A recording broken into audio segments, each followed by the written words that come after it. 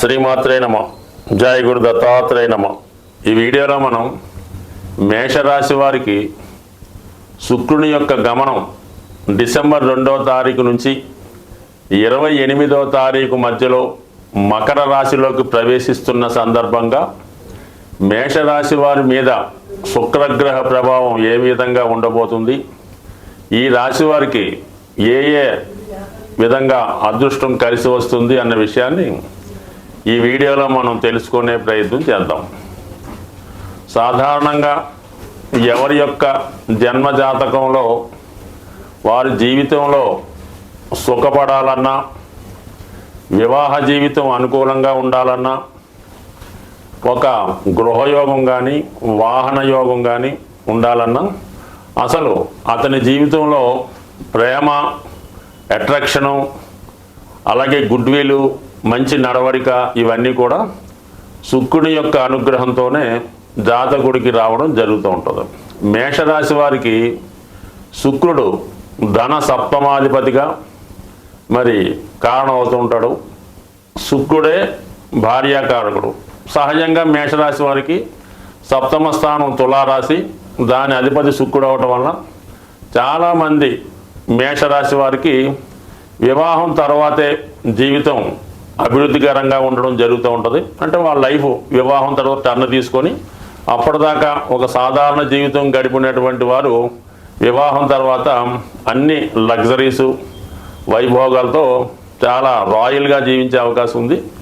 ఎప్పుడైతే జాతకుడికి వివాహం జరిగిందో 2వ భావం అంటే వృషభ రాశి కూడా యాక్టివేట్ అవ్వడం వల్ల జాతకుడు అప్పటిదాకా ధనాన్ని బాగా ఖర్చు పెట్టి తన కుటుంబం కోసం, ఇతరుల కోసం పాటుపడినవాడు వివాహం తర్వాత కేవలం తన వ్యక్తిగతంగా తన భార్య, తన పిల్లల కోసమే కష్టపడుతూ తన యొక్క కుటుంబాన్ని చాలా రిచ్గా ఉండే ప్రయత్నం చేయడం జరుగుతూ ఉంటుంది.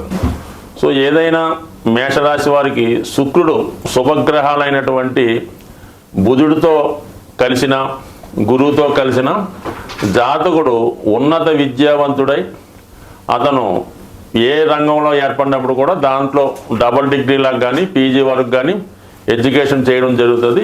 అలాగే తన యొక్క నడవడిక, ప్రవర్తన, మంచి అలవాట్లు చాలా డీసెంట్గా ఉంటూ స్త్రీల యందు గౌరవం కలిగి ఉండి అలాగే కుటుంబం యొక్క స్త్రీల యొక్క అనురాగానికి పాత్రలవడం జరుగుతుంటుంది. అదే శుక్రుడు పాపగ్రహాలైనటువంటి రాహుతో కానీ కుజుడితో కానీ కలిసిన, రవితో కలిసి శుక్రుడు కంబస్ట్ అయినా జాతకుడి యొక్క వివాహ జీవితం చాలా అస్తవ్యస్తంగా ఉండే అవకాశం ఉంది. భార్య నుంచి సరైన ఆదరణ లేకపోవడం, భార్య అనారోగ్య కారణాల వల్ల కానీ ఇతర కారణాల వల్ల కానీ సరైనటువంటి సంసార జీవితాన్ని కూడా పొందలేకపోతుంటాడు. ఇది స్త్రీల జాతకంలో కూడా శుక్రుడు పాపగ్రహాలతో కలిసి ఉంటే వాళ్ళ యొక్క వివాహం తర్వాత జాతకురాలు చాలా స్ట్రగుల్ పడవలసి వస్తుంది. భర్త, అత్తవారు నుంచి ప్రాబ్లమ్స్ రావడం, అలాగే వ్యక్తిగత ఆరోగ్యం దెబ్బతినడం, ఇతరుల యొక్క వేధింపులకి గురవడం జరుగుతూ ఉంటుంది. సో ఈ విధంగా స్త్రీల జాతకంలో కానీ పురుషుల జాతకంలో కానీ శుక్రుడు బలంగా ఉన్నప్పుడు మాత్రమే ఆ జాతకుడి యొక్క వివాహ జీవితం, ప్రేమ జీవితం, ఆర్థిక వ్యవస్థ చాలా అనుకూలంగా ఉంటుంది. అటువంటి శుక్రుడు ప్రస్తుతం ఈ మేషరాశి వారికి దశమ స్థానంలోకి రావడం జరిగింది. అంటే ధనాధిపతి దశమ స్థానంలోకి రావడం వల్ల జాతకుడు తన వ్యాపారాన్ని పెంచుకునే ప్రయత్నం చేస్తాడు. అలాగే తన అవసరాల నిమిత్తం వ్యాపార అభివృద్ధికి కొత్త భాగస్తులను చేర్చుకొని వాళ్ళతో కలిసి ఏదైనా కొత్తగా వెంచర్ స్టార్ట్ చేయడం కానీ కన్స్ట్రక్షన్ స్టార్ట్ చేయడం కానీ జరిగే అవకాశం ఉంది. సో ఇదే సమయంలో జాతకుడు ఏదైనా గృహ నిర్మాణం చేసుకోవడం కానీ గృహాన్ని కొనుక్కోవడం కానీ జరిగే అవకాశం ఉన్నది. సో ఇంకొక ముఖ్యమైన విషయం ఏంటంటే ఎవరైనా ఈ మేషరాశిలో ఉన్నటువంటి స్త్రీలు కానీ పురుషులు కానీ వివాహ జీవితంలో భార్యాభర్తల మధ్య ఏదైనా ఎడబాటు వచ్చి ఉంటే ఈ సమయంలో అంటే మనకి ఇంచుమించుగా డిసెంబర్ 2 నుంచి 29 మధ్య కాలంలో తిరిగి భార్యాభర్తలు ఏదో ఒక ఫంక్షన్లోనో వేడుకలోనో కలుసుకొని పరస్పరం తిరిగి వారి యొక్క తప్పులు తెలుసుకొని మళ్ళా కొత్త జీవితాన్ని ప్రారంభించడానికి ఈ గ్రహస్థితి అనుకూలంగా ఉంది. దానికి కారణం ఏంటంటే రాష్ట్రాధిపతిగా ఉన్నటువంటి కుజుడు సప్తమాధిపతి శుక్రుడు. ఇప్పుడు ఆ కుజుడు చతుర్థ స్థానంలో నీచ స్థానంలో ఉంటూ దశమ స్థానంలోకి శుక్రుడు ప్రవేశించడం వల్ల ఈ రెండు గ్రహాల మధ్య ఏర్పడినటువంటి పరస్పర ఆకర్షణ కారణంగా జాతకుడు ఈ విధంగా తన యొక్క వివాహ జీవితాన్ని పునరుద్ధరించుకొని మళ్ళా కొత్తగా జీవితాన్ని ప్రారంభించవచ్చు. అదేవిధంగా కొత్తగా ఏదైనా ఈ జాతకంలో ఉన్నటువంటి స్త్రీలు కానీ పురుషులు కానీ ఏదైనా ఒక ఫంక్షన్లోనో వివాహ వేడుకలోనో ఏదైనా పుణ్యక్షేత్రంలోనో, అదేవిధంగా ఈ రాశిలో ఉన్నటువంటి అమ్మాయిలు కానీ అబ్బాయిలు కానీ ఏదైనా వివాహ వేడుకలో కానీ ఫంక్షన్లో కానీ పుణ్యక్షేత్రంలో కానీ పరస్పరం అప్పటికప్పుడే కలుసుకొని వారి మధ్య ఆకర్షణ పెరిగి అది ప్రేమ వ్యవహారాలకు కానీ ఎఫైర్స్కి కానీ లేదా పెద్దల అంగీకారంతో వివాహం దాకా వెళ్ళే అవకాశం ఉంటుంది. బట్ ఏదైనా ఈ కాంబినేషన్ అంటే శుక్రుడు మకర రాశి ప్రవేశం, మరి రాష్ట్రాధిపతి కుజుని యొక్క దృష్టి ఈ మేషరాశిలో ఉన్నటువంటి అమ్మాయిల అబ్బాయిలకి వివాహపరంగా వివాహం కొరకు ఎదురు చూస్తున్న వారికి ఈ శుక్రుని యొక్క అనుగ్రహంతో వివాహం నిర్ణయం అవ్వడం, అలాగే అప్పటిదాకా వివాహానికి అంగీకరించినటువంటి అబ్బాయిలు కానీ అమ్మాయిలు కానీ తొందరగా వివాహానికి అనుకరించి తొందరలోనే వివాహం చేసుకోవడానికి ఈ గ్రహస్థితి అనుకూలంగా ఉంది.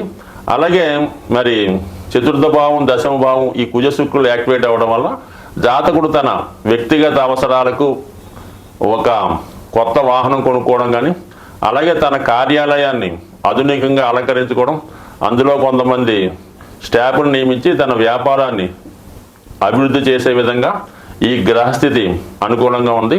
బట్ ఏదైనా శుక్రుని యొక్క అనుగ్రహం కావాలంటే జాతకుడు లక్ష్మీ అమ్మవారిని నిరంతరం పూజించుకోవడం వల్ల, స్త్రీలను గౌరవించడం వల్ల శుక్రుడు మీకు మంచి ఫలితం ఇచ్చే అవకాశం ఉంటుంది. స్వస్తి. జీవితంలో ఒక జాతకుడు కానీ జాతకరాలు కానీ వారి యొక్క సౌందర్యం, ఆకర్షణ, అందం, ప్రేమ ఇవన్నీ జీవితంలో కలగాలన్నా, ఆఖరికి ఒక జాతకుడు శుభ్రమైనటువంటి వస్త్రాలు ధరించాలన్నా, ఒక మంచి భోజనం చెయ్యాలన్నా, అలాగే మంచి వాహనం కొనుక్కోవాలన్నా, ముఖ్యంగా వివాహ జీవితం ఎటువంటి ఇబ్బందులు లేకుండా సౌకర్యంగా ఉండాలన్నా శుక్రగ్రహ అనుగ్రహం తప్పనిసరి. అంటే శుక్రుడు కలల కారకుడు, అలాగే జాతకుడి యొక్క బలహీనతలకి పతనానికి కూడా కారణం అవుతూ ఉంటాడు. ముఖ్యంగా వ్యసనాలకి శుక్రగ్రహ కారణం అవుతూ ఉంటుంది. అంటే రాక్షస గురువు కాబట్టి శుక్రాచార్యుల వారు ఇటువంటి వాటికి ఎంకరేజ్ చేస్తుంటారు అన్నమాట శుక్రుడి రూపంలో. అంటే స్త్రీ వ్యామోహం, అలాగే తాగుడు లాంటివి, మరి జోదం, దొంగతనాలు, హత్యలు, రేపులు, వీటికి కూడా ఈ శుక్రుడు వివిధ పాపగ్రహాలతో కలిసి ఉన్నప్పుడు, చంద్రుడు కూడా బలహీనమైనప్పుడు జరుగుతూ ఉంటాయి. అంటే శుక్రుడు సాక్షాత్తు లక్ష్మీ స్వరూపం లాంటిది అనుకుందాం. అంటే శుక్రుడి యొక్క అధిదేవత లక్ష్మీ అమ్మవారు. అంటే లక్ష్మీ అమ్మవారి యొక్క అనుగ్రహం కావాలంటే జాతకుడి యొక్క జన్మ జాతకంలో శుక్రుడు ఎటువంటి కళంకం లేకుండా ప్యూర్గా సింగిల్గా శుభగ్రహ స్థానంలో ఉంటే జాతకుడికి అదృష్టం వరించడం జరుగుతుంది. శుక్రుడు ఎటువంటి పాపగ్రహంతో కలిసినా ఆ గ్రహ కారకత్వాల ద్వారా జాతకుడు పతనం అవడం జరుగుతూ ఉంటుంది. శుక్రుడి యొక్క అనుగ్రహం కావాలంటే జాతకుడు లక్ష్మీ అనుగ్రహాన్ని పొందవలసి ఉంటుంది. అది పొందాలంటే జాతకుడు స్త్రీలతో గౌరవప్రదంగా వ్యవహరించాలి, భార్యని భార్యగా గౌరవించాలి, తల్లిని తల్లిగా గౌరవించాలి, ఇతర స్త్రీలను కూడా తల్లితో సమానంగా చూడాలి. అలాగే తన కుటుంబంలో ఉన్నటువంటి కోడలను కానీ, కుమార్తెను కానీ, మదర్ను కానీ, చెల్లెళ్ళను కానీ, అక్కలను కానీ దేవతా స్వరూపంగా కొలిచి దానికి అనుగుణంగా వాళ్ళకి వివిధ రూపాల్లో ఎటువంటి ఇబ్బంది రాకుండా, వాళ్ళకి బాధ కష్టం రాకుండా ఖచ్చితంగా వాళ్ళకి అన్ని సౌకర్యాలు కల్పించాలి. జాతకుడికి ఉన్నా లేకపోయినా వాళ్ళకి బట్టలు, నగలు, సమయానికి వివాహం చేయడం ఇవన్నీ కూడా సమకరించినప్పుడు జాతకుడిలో ఉన్నటువంటి శుక్రగ్రహం యాక్టివేట్ అయి జాతకుడికి శుభ ఫలితాలు రావడం జరుగుతూ ఉంటుంది. ఒకవేళ మీ కుటుంబంలో మీరు ఎంత ఉన్నత స్థాయిలో ఉన్నా, మీ కుటుంబంలో ఉన్నటువంటి స్త్రీలకి ఎంత సౌకర్యంగా చూసినా మీ సిస్టర్కో, మీ అక్కగారికో, మీ కుమార్తెకో సమయానికి వివాహం చేయకుండా ఉంటే అది కన్యశాపం అనే ఒక శాపం తగులుతూ ఉంటుంది. అంటే ఇది శుక్రగ్రహ ఆగ్రహానికి గురవడం జరుగుతూ ఉంటుంది. ఆ కారణం వల్ల ఏంటంటే కుటుంబంలో శుభకార్యాలు వాయిదా పడుతుంటాయి. ఆర్థిక పరమైన ఇబ్బందులు రావడం జరుగుతూ ఉంటుంది. సాధారణంగా చూడండి, ఎవరి కుటుంబంలో అయినా ఆ కుటుంబంలో స్త్రీలకి వివాహం ఆలస్యం అవుతుందంటే ఖచ్చితంగా ఆ కుటుంబంలో ఆర్థిక సమస్యలు ఉంటాయి, లేదంటే ఆ కుటుంబ యజమాని బాధ్యతారహితంగా వ్యసనపడి ఉండడం జరుగుతుంటుంది. ఇవన్నీ తొలగాలంటే శుక్రగ్రహ అనుగ్రహం నిమిత్తం ప్రతి శుక్రవారం, కొన్ని ప్రాంతాల్లో గురువారం, ఎప్పుడైనా పర్లేదు, ఆ రోజు లక్ష్మీ అమ్మవారి అనుగ్రహానికి అమ్మవారిని విధి విధానంగా పూజ చేస్తూ మరి ఖచ్చితంగా లక్ష్మీ స్తోత్రం, శ్రీ సూక్తం, కనకదారా స్తోత్రం లాంటివి చదువుతూ కంపల్సరిగా విష్ణు సహస్రనామాన్ని కూడా పారాయణ చేయాలి. ఎప్పుడైనా సరే లక్ష్మీ అనుగ్రహం కావాలంటే విష్ణుమూర్తి అనుగ్రహం తప్పకుండా ఉండవలసిందే. అది లేకుండా కేవలం లక్ష్మీ అమ్మవారిని పూజిస్తూ లక్ష్మీ స్తోత్రం చదివినంత మాత్రాన లక్ష్మీదేవి అనుగ్రహం ఎట్టి పరిస్థితుల్లో కూడా వచ్చే అవకాశం లేదు. కేవలం వెంకటేశ్వర స్వామిని ఆరాధించడం వల్లే మీకు పద్మావతి అమ్మవారి అనుగ్రహం లభిస్తుంది. ఈ చిన్న టెక్నిక్ గమనించండి, ఆ విధంగా వెళ్ళండి. దాంతోపాటు శుక్రునికి అనుకూలమైనటువంటి వజ్రాన్ని ధరించడం వల్ల, అది చాలా ఖరీదైంది, ధరించలేని వారు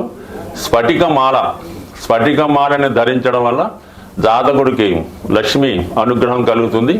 అతనిలో ఉన్నటువంటి బలహీనతలు తొలగి, అంటే ఏదైనా స్త్రీ వీక్నెస్, ఇంకో బలహీనత ఉంటే దాని నుంచి బయటపడే విధంగా ఈ స్ఫటికమాల అతనికి సహకారపడుతుంది.